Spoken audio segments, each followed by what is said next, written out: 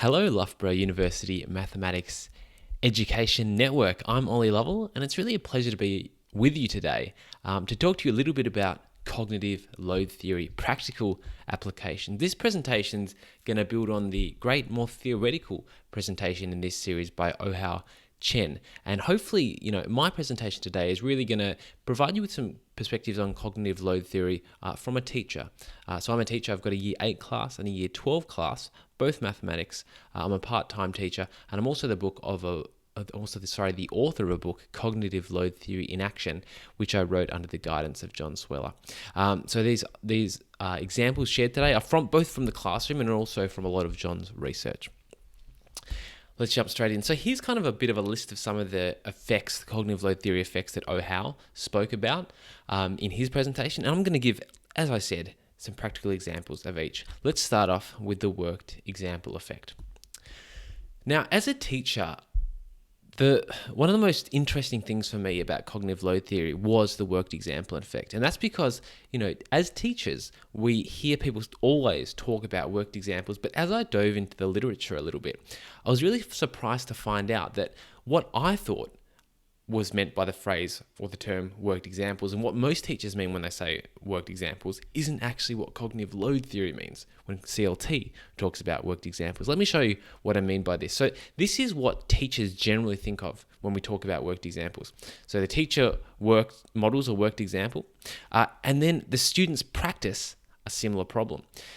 But like I said, that's not what CLT means. This is actually what cognitive load theory means. So in cognitive load theory, in the worked example research, a teacher will model a worked example, or students will have receive explication of a worked example in some way, and then students will practice worked examples, or they'll practice questions in tandem with worked examples. That'll either be in an alternating fashion, which I'll show you a bit more in a second, or in a faded fashion. And then only after this extended period of practicing, alternating usually, worked examples and problems, then will the student go on to independent practice of similar problems. Okay, so the main lessons for me when I was reviewing this literature was actually, there's two things I really need to do when I do worked examples that are a little bit different from what I traditionally did. The first is I need to structure them more accurately in line with cognitive load theory. And that means taking account of things like the split attention effect, the redundancy effect, and transients, some of which we'll talk about later in this session. And the other thing is I just really need to persist with worked examples. So rather than just providing one example and expecting students to be able to do it, we actually need to persist. And that's actually this area in the middle here, I think of as the kind of persistence phase that the cognitive load theory research really suggests that we dive towards. So what might this look like? Well, traditionally our homework, usually we'll just give students some examples in class, and then the homework will just be a list of questions. But in a really interesting study from Sweller and Cooper in 1985, they tried something different. They tried to use this in-between phase that we looked at before, this in-between phase, and integrate that into homework. So this is what it looked like. Instead of just a set of questions, well, that's what the control received. The control received 10 problems of a similar type, and the intervention group received a worked example, then a problem, then a worked example, then a problem, then a worked example, problem, and so on. And then the next day after the homework, students were tested on how well they had mastered the content, how well they had consolidated what was taught in the lesson the day before. Now, keep in mind, this control group, they did 10 problems, whilst this group only did 5. So, we might think, well, doing 10 problems is better than doing 5 problems. But actually, Sweller and Cooper found that this alternating worked example methodology was really, really effective. So again, a message for us as teachers to persist with those worked examples. Another point worth noting is that where we think of worked examples as things that the teacher models all the time, but actually in the cognitive load theory research, worked examples are actually things that the students read. And I'll show you what that often looks like in the classroom. So here's an example of a worked example. Often there will be a component that's actually worked for the students, and then there will be an equivalent problem here.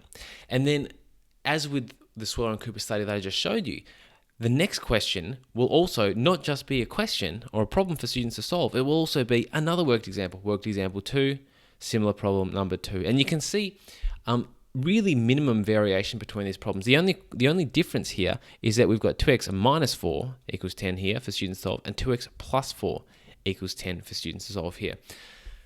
So that's what it can look like in maths, and those key ideas there of structure and really persist. But also we can see worked examples and the effects of worked examples in other subjects like science. So often we see science as something that it's all about reasoning, it's all about the scientific method and things like that. But also worked examples, really explicit instruction in this area can be really helpful too. So I might give you a second, just have a read of this example, of a worked example, and have a think about it.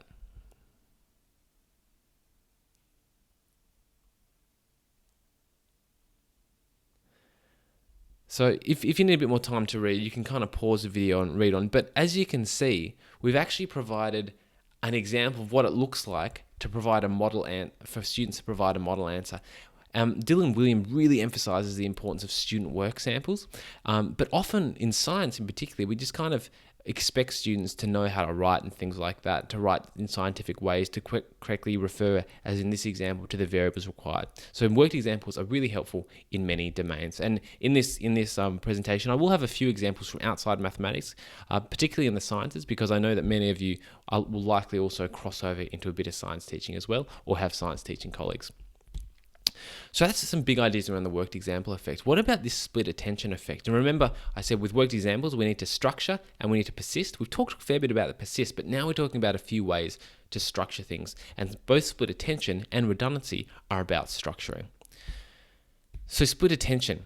Here's the kind of bulletproof summary of the idea of split attention. Information that must be combined should be placed together in space and time. Let me show you what this means. So here's a question. So in this, well, here's a worked example, it really is.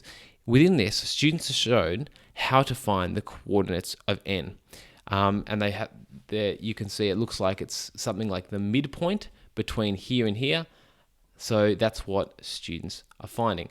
And here they're also finding the slope of NC here. And so they're using the gradient formula there. The challenge is what students have to do when they look at this, they say, all right, this n, coordinates of n, all right, let's go find n, n's up here, all right, what about this 1 plus 3, where's that come from? Oh, there's a 1 there and there's a 3 there. What about this nc, nc, okay, n's there, c's up there.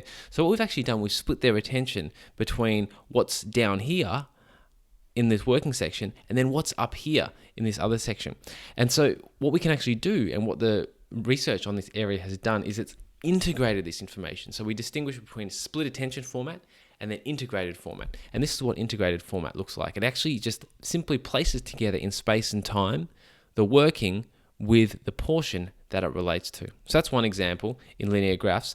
We can also have a look in geometry. So this is another one. And both, I must say, both of these examples are directly from experimental studies that showed the integration format to be clearer for students to understand than the split attention format. Here's another one.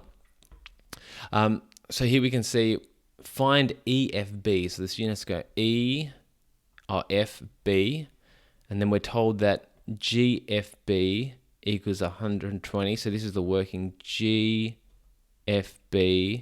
equals 120 because it's corresponding to there.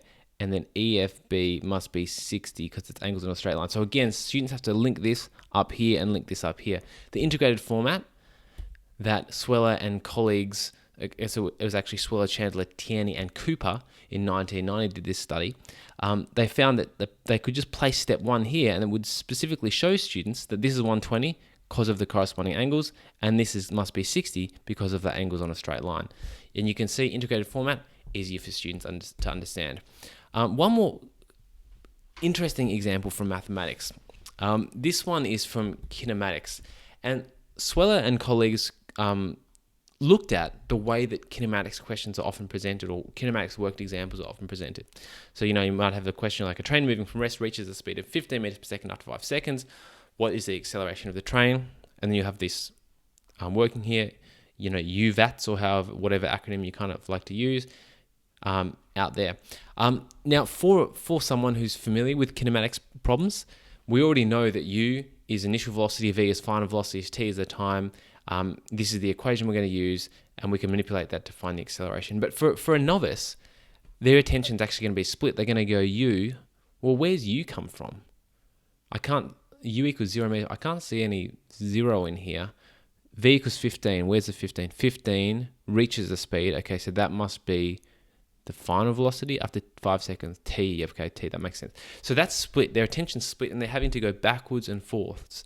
And the big idea of split attention effect is that this splitting of the attention, this kind of moving your attention back and forth, is actually generating extraneous cognitive load. And so we can eliminate that or reduce that extraneous cognitive load by integrating the information. So this is what Sweller and colleagues looked at in terms of the integrated format. So a train moving from rest, U, they explicitly specify that U is from rest, reaches a speed of 15 meters per second, V, after 5 seconds, T. Then they provide the equation and then the working, although this working is not laid out that clearly, it should be on separate lines. What is the acceleration of the train? And they've got the working in there. Now, for people who've already done kinematics questions before and have the prior knowledge about what U, V, and T is, this format will be simpler because we've already got that prior knowledge. But for people who don't have that prior knowledge, this approach was actually clearer. What about in chemistry? Well, in chemistry, I was actually in a chemistry class not that long ago, and this example actually comes specifically from that chemistry class. Now, the teacher had given really clear instructions. There was a slide on the board that this was basically the slide. And the teacher had given each student a copy of the periodic table. And the teacher said, all right, so read along with me, students. Each box on the periodic table represents an element. I want you to take your finger and put your finger on one of the elements at the moment. All right. Look back up on the board. The atomic number gives the number of protons in the element. Can we all see the atomic number? Yep. Okay, so the atomic number is the top left. I'll just walk around the class and double check. Are we all looking at the top left? That's the atomic number. Yep. Okay, good. And so she went on. Now, even though this instruction is pretty clear from what the teacher's doing, what the students, as I looked around the classroom, what the students were actually doing, they were kind of like, they had their periodic table and they were looking up, looking down, they were trying to follow their teacher. And I realized these students, their attention is split right now between the periodic table in front of them and the slide on the teacher's screen. And so at the end of the lesson, I was coaching this teacher in an instructional coaching capacity. We talked a little bit about the split attention effect. I introduced it to her, as well as the idea of redundancy, which we're going to get to in a moment. And we actually came up with this integrated format. So you can see, it's all we did was we cut out some unnecessary words. When you've got a picture of it, you don't need to say each box represents an element. In the same way, that can just become the heading here. And then instead of saying the atomic number gives you the number of protons, you could say atomic number and literally just point to it. And so instead of students having to go like this, splitting their attention all the time, it's all just integrated here for them straight away. They don't get confused about which number is the number of protons and things like that. Integrated with redundancy removed. Now, when I was writing the chapter, John Sweller really emphasized one thing. He said, a lot of the time, teachers are likely to fall into a trap. I'm worried that if we say that information that must be combined and should be placed together in space and time, I'm worried that if we say this, teachers are just going to start integrating everything. You know, they're just going to get all these pictures and put them together because they think that integrating is the best. So that's kind of a lethal mutation that we want to avoid. But first, let me show you this one other example of split attention that we can then build on to understand about this lethal mutation. And a lethal mutation is just when teachers apply an idea in a way that's actually contrary to its purpose. The strategy has been mutated or changed in such a way that it's lethal to the instructional strategy. It becomes counterproductive. So here we think about a standard image. Here we've got the royal family or some members of the royal family, and we've got the caption from top left: Charles, Prince of Wales, William, Duke of Cambridge, etc. Now, this is also split attention. Now, for us, for those of us who know our left from our right, this isn't going to be too hard. Or for those of us who already know who's who, this isn't going to be too hard because we know what corresponds to who, which label or which title and name corresponds to who. But for students who are maybe unfamiliar with this, probably not those in the UK, but maybe the children in Australia, we've actually split their attention because they've got to go, top left, where's that? Okay, it's up here. So that's Charles, Prince of Wales. And then from top left, does that mean going around like this, etc.? Integrated format, how much easier is that? No student is going to struggle to interpret who is who in that image in this approach. But now, for this lethal mutation, if we think that every information that must be combined should be placed together in space and time means that we need to just jam heaps of stuff in there, we might also add, so here's where we are. We're in the United Kingdom. Prince George of Cambridge. Here's a picture of Cambridge University, and here is Prince Charles, Prince of Wales. He likes to do watercolor paintings. This may be one that he's done, or it might just be a watercolor painting, but also some information about Prince Charles there. Now, this information here is actually redundant. We don't need to know this to know who's who.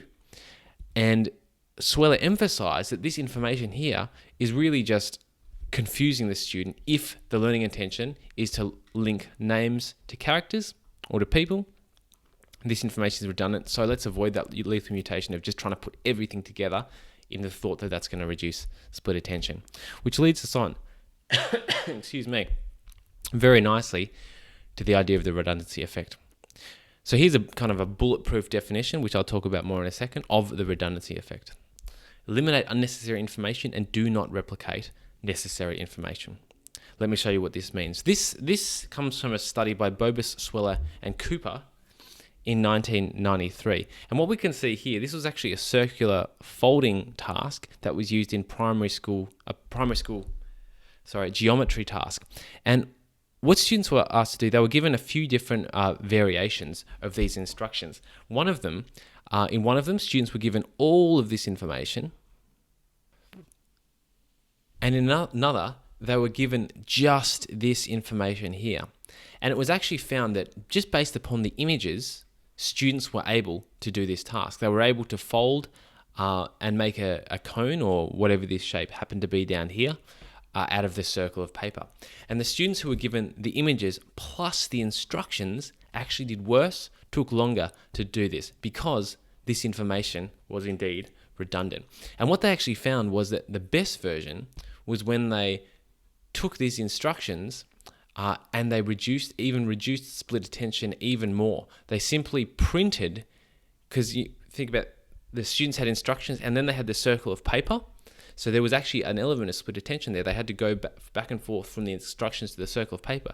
So in the best version, they simply took the circle of paper, printed the instructions on it, and then had the students follow those instructions, where they could go one fold, okay, that's all I got to do, two fold across there, okay, and then they would turn it over and there would be further instructions there. So that's one idea, reducing redundancy. Now, often as teachers, we're like, oh, we want to give students more. We've given this image, but some students might not understand that. So let's just add some simple, really nice and clear instructions. But one of the key ideas or the key lessons for us as teachers from the redundancy effect is often less is more, and simpler is better, because there's less extraneous cognitive information, or less extraneous information, therefore less extraneous load, cognitive load for students to deal with. Another really good way I like to support teachers to reduce redundancy in their lessons, especially when I'm working with grads, and this is in maths, but it's also in other subjects, is to help them develop a bulletproof definition. So a bulletproof definition is essentially just helping us to think, by the end of the lesson, what do we want our students to really know? What do we want them to take away? What do we want them to be able to say at the dinner table, and then hopefully be able to expand upon as well? So here are some examples of bulletproof definitions. In a science lesson, in which we're trying to help students to identify and communicate sources of experimental error, we might want them to know this by the end of the lesson. I'll give you a second to read this. In a history lesson with this learning intention, we might have this definition. And in a geography lesson, we might have this definition. So when we actually take the time to think, what is the key thing, or what are the few key things that we want students to take away from this lesson? When we take the time to define that, it makes it a lot easier for us to identify what is redundant and what is not redundant within a lesson, and therefore cut out as much of that redundancy as possible so that the lesson isn't overwhelming for our students. So we've had a little bit of a look at worked examples, split attention effect, redundancy, and expertise, and redundancy, should I say. Now let's have a very, very brief look at expertise reversal. So here's the key idea behind the expertise reversal effect. Learners need differing amount of support depending upon their level of expertise. So if we think about a novice, novices need a lot of structure. Worked examples, models, scaffolding, things like that are going to be most helpful to them.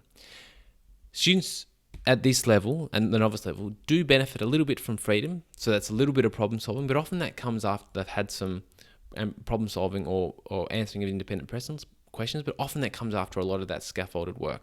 And, if we think back to what we were saying about worked examples before, structure and persist. And often students who are novices in a particular domain or in relation to a particular skill really benefit from that alternating worked examples and that persistence of a high level of structure.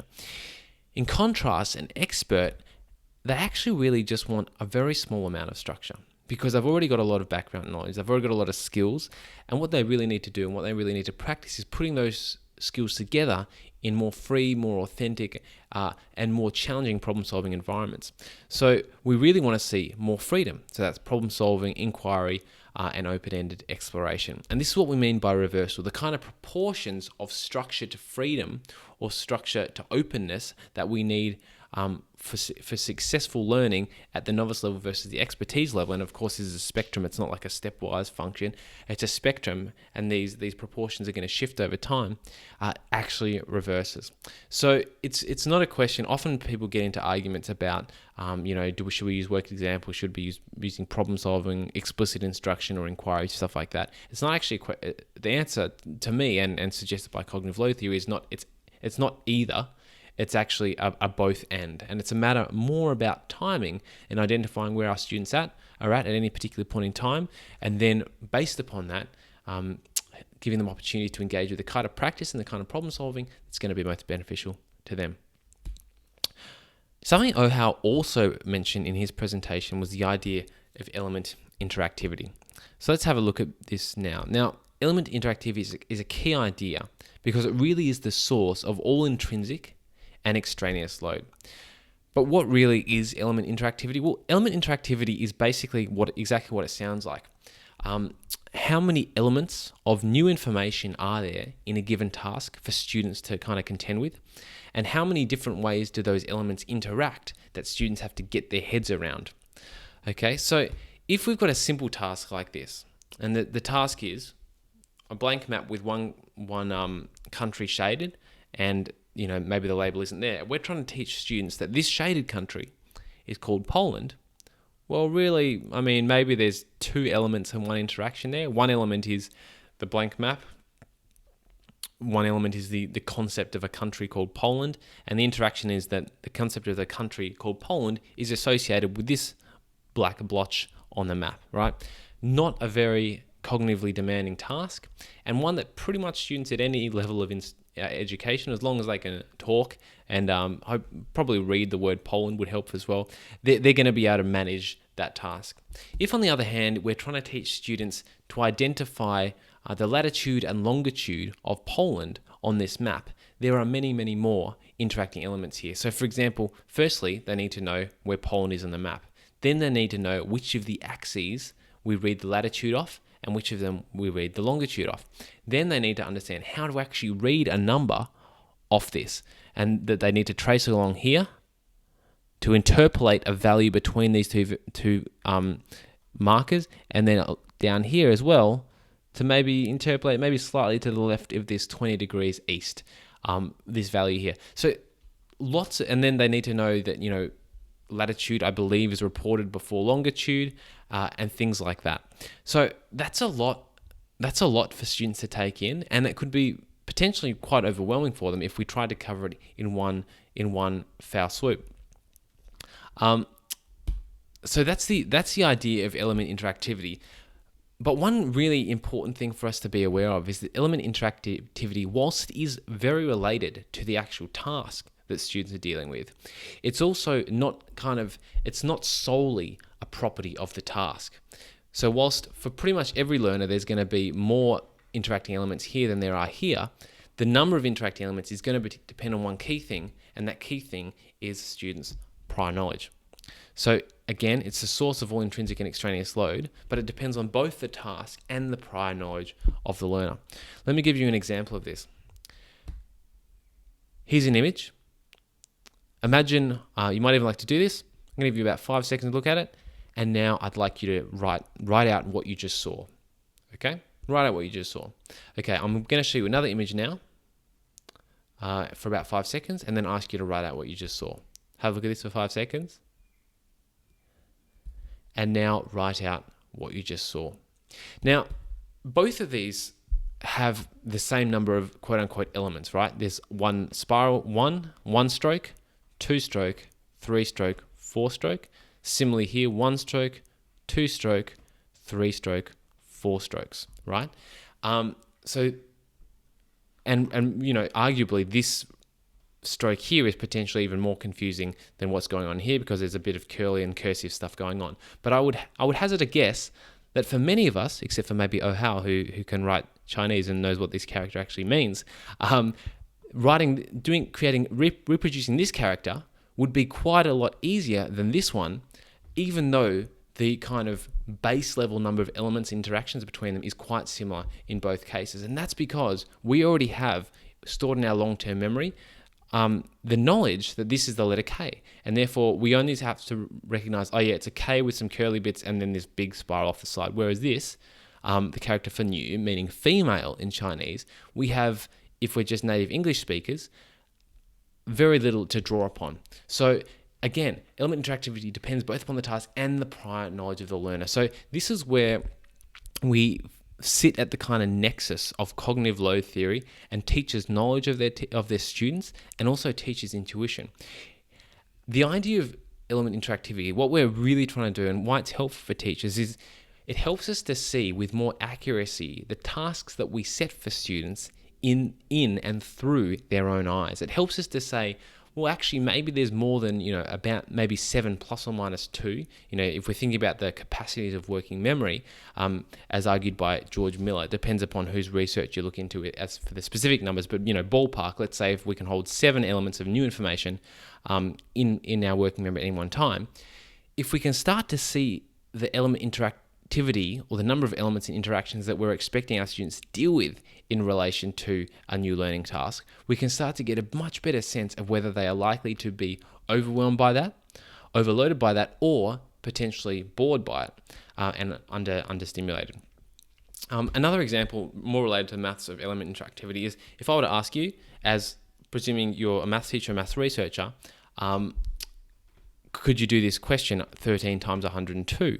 I would imagine that wouldn't be too hard for you, right? You'd recognize that, well, that's just, you could think about it as 100 times 13, 1300 or 1300, and then 2 times 13, that's 26, so that's 1326. This is because for you, likely, as is likely the case for me, or as is the case for me, you already have stored in your long-term memory the idea that when we multiply something by 100, you either add 2 zeros or move the decimal point 2 places, depending upon how accurate you want to be. And then we can break this up into 102. Well, that's 100, and then two ones, and we can break that up and do 100 times 13, 2 times 13, add them together. We've got enough stuff in our background knowledge, in our long-term memory, we can draw upon and not deal with that. And the number of elements that we have to deal with in solving that doesn't exceed our working memory. But for a novice, trying to do that in their mind, in their working memory, is going to be too hard because not enough of that is going to be automated. So again, a really clear idea, element interactivity depends on both the task and the prior knowledge of the learner. Now, the last thing I wanted to build on from Ouhou's presentation today and provide a few more examples is the isolated elements effect. And we'll start off with a bit of a quote from Sweller, Aries, and Caliuga, and their original text or their tome on cognitive load theory. I'll give you a second to read this.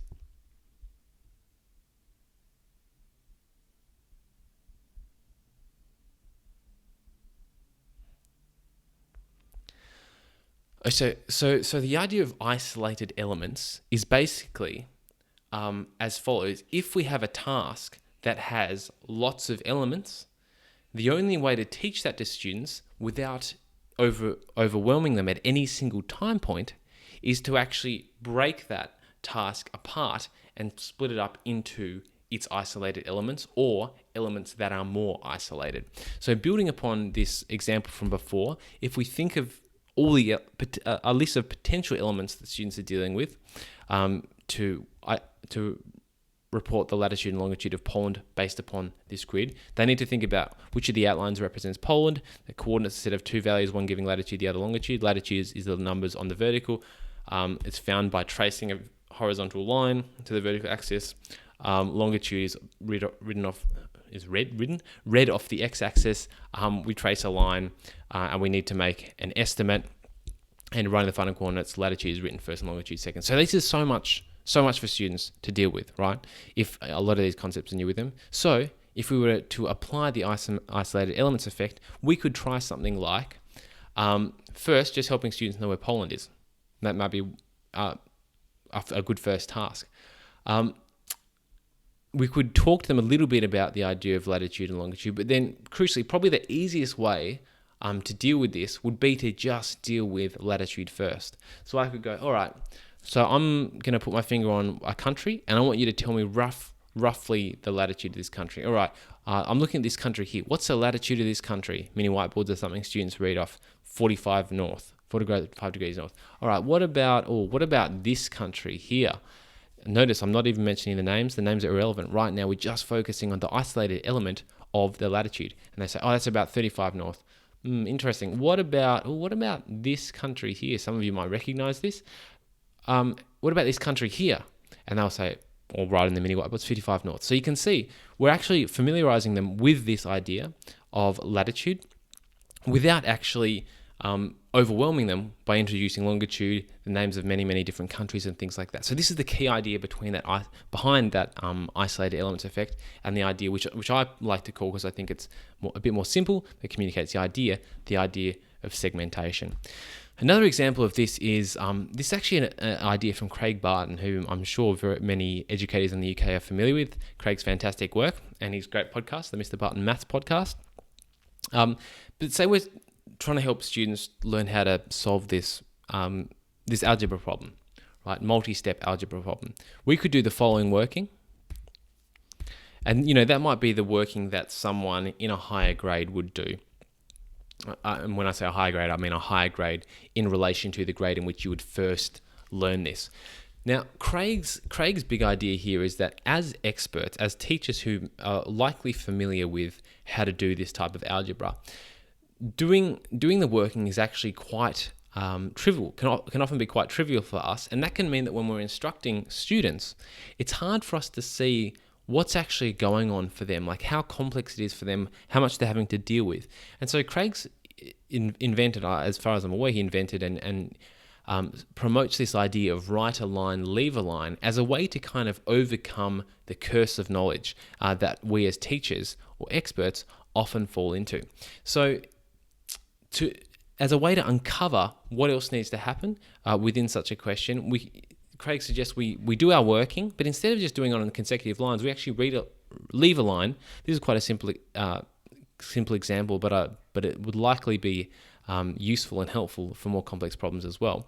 And then just leave a line and think, what else could I add in here to provide more guidance to my students? And probably it would be showing the operations at each step within the process. So, this clearly shows that, well, actually, instead of it just being 4 lines of working, for the novice, it's probably closer to 8 lines of working. And that tells us that, well, maybe instead of covering this all in one lesson or all in one portion of a lesson, we might want to break this up. We might actually want to provide this guidance in one lesson, and then in the next lesson, start with a little bit, an additional operation that we require students to do, and hopefully that won't then overload them. So that's a bit of a whirlwind tour of some of these kind of hopefully practical applications, building on Ouhou Chen's presentation on cognitive load theory. We've had a look at the worked example effect, and we looked at the idea of we really need to structure and persist our instruction. Split attention effect, information that must be combined should be placed together in space and time. Redundancy, eliminate unnecessary information and do not replicate necessary information. Expertise reversal effect, experts benefit more from freedom, whilst novices need more structure. Element interactivity, it's a source of all cognitive load, and when we can get a sense of the element interactivity in a task or in a set of tasks, we can get more of a sense and develop our intuition about whether students are likely to be overwhelmed or bored by a task, whether it's likely to be just right for them. And crucially there, element interactivity isn't just a characteristic of the problem, it's also it's also a combination between the actual task and the prior knowledge of the learner. And then the isolate elements effect, or the isolated elements effect. If there are too many elements and the task is going to be too overwhelming for students, it's a really good idea to break that up for them, present it to them over time so that they're not overwhelmed in any single or at any single time point. We've covered a lot. This is the contents from my book, Cognitive Load Theory in Action, and you can see there's heaps more there is to cover. There's the kind of the A, B, C, D, E of cognitive load theory, the kind of the theory that Ouhou presented, but this is more from a teacher's perspective, I guess you could say. The idea of optimizing intrinsic load, reducing extraneous load. We talked about redundancy and split attention today, as well as worked examples, but we didn't have time to talk about, transient modality, self-explanation, the goal-free effect, pre-teaching, sequencing, combination, expertise. We did talk a little bit about the expertise reverse effect, but it's such a rich area to explore. I hope today has whetted your appetite for a little bit. There's also heaps of great free resources on cognitive load theory out there. And I really thank you for your time in listening today, if you've made it this far, and hope that you really enjoy the rest of this series from Loughborough University.